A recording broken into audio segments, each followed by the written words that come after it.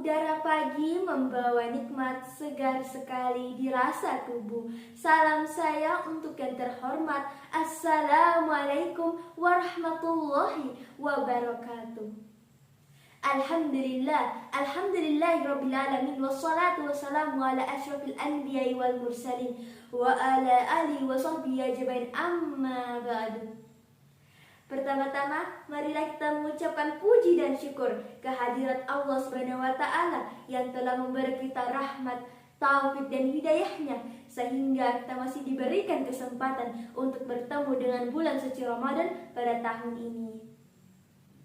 Selawat serta salam tak lupa kita sanjungkan kepada baginda kita Nabi Muhammad SAW yang menjadi suri tauladan bagi manusia dan kekasih Allah yang selalu menyeru kepada kebaikan. Sebelumnya, perkenalkan, nama saya Siti Nur Nataza, alumni dari LC Sungai Balung dan sedang menempuh pendidikan di MAN 4 Bantul. Teman-teman yang dirahmati Allah, masuk surga merupakan impian, dambaan dan keinginan bagi setiap manusia. Surga merupakan ganjaran bagi umat muslim yang beriman, baik dengan hatinya dan beramal soleh dengan badannya. Sebagai seorang muslim yang beriman, yang selalu taat akan perintah Allah dan menjauhi apa yang dilarangnya, niscaya surgalah baginya.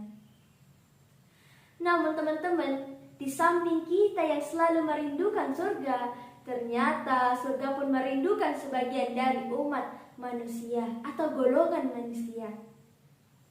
Dalam sebuah hadis yang diriwayatkan Ibnu Abbas radhiyallahu anhu, al-jannatun mustaqatun ilal arba'atin nafar, talil Qur'an wa hafizil lisan wa mut'imil ji'an wa shaimi fi syahri Ramadan. Lalu siapakah yang termasuk golongan yang dirindukan surga? Yang pertama, talil Quran, seseorang yang gemar membaca Al-Quran, seseorang yang menjadikan Al-Quran sebagai petunjuk hidup, yang lisannya senantiasa digunakan untuk membaca kalam Allah Subhanahu wa taala, baik dalam waktu yang lapang maupun sempit. Bukan hanya membaca teman-teman, tetapi juga mengamalkan Al-Quran dalam kehidupan sehari-hari, sehingga segala sesuatu yang ia lakukan semuanya berpedoman kepada Al-Quran. Teman-teman yang dirahmati Allah, bulan Ramadan merupakan bulan diturunkannya Al-Quran atau yang disebut dengan Nuzulul Quran. Jadi marilah kita bersama-sama memanfaatkan momentum ini untuk khatam Al-Quran minimal 1 kali dalam sebulan. Yang kedua, wahafizil lisan, seseorang yang menjaga lisannya dari berkata kotor, mencaci maki, menyebarkan fitnah dan lain-lain. Yang dapat menjaga dan mempertanggungjawabkan perkataannya sebelum melontarkannya kepada orang lain, sehingga tidak ada yang tersakiti dan banyak yang mencintainya.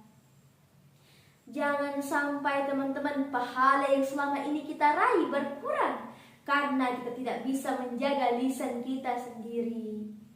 Maka untuk menghindari hal tersebut, marilah kita basahkan lidah kita dengan berzikir. Yang ketiga, wa mut'imil ji'an, seseorang yang memberi makan kepada orang yang kelaparan. Dalam sebuah hadis disebutkan, sesungguhnya orang yang terbaik di antara kalian adalah orang yang memberi makan. Hadis riwayat Tabrani. Teman-teman yang dirahmati Allah, tahukah kalian pahala memberi makan kepada orang yang berbuka puasa sebesar pahala orang yang berpuasa? Jadi bayangkan teman-teman, jikalau kita berpuasa lalu memberi makanan berbuka puasa, maka insya Allah pahala yang kita dapat akan berlipat ganda. Yang terakhir, washaimi fi syahri Ramadan, seseorang yang selalu melakukan ibadah puasa di dalam bulan Ramadan. Bukan hanya menahan lapar dan haus, tapi juga menahan hawa nafsu dan perkara-perkara lain yang bisa mengurangkan pahala.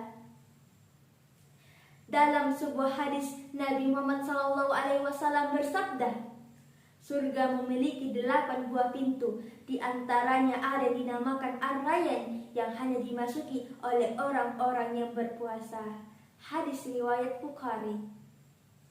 Teman-teman yang dirahmati Allah, kita seharusnya bersyukur karena kita masih diberikan kesempatan untuk bertemu dengan bulan yang mulia, bulan yang penuh keberkahan, dan bulan yang penuh ampunan ini. Marilah kita bersama-sama berfastabiqul khairat atau berlomba-lomba dalam kebaikan, agar bulan Ramadan tidak akan berlalu dengan sia-sia, dan insya Allah kita bisa meraih surganya Allah Subhanahu wa Ta'ala. Semoga kita termasuk ke dalam golongan orang-orang yang dirindukan surga. Amin amin ya robbal alamin.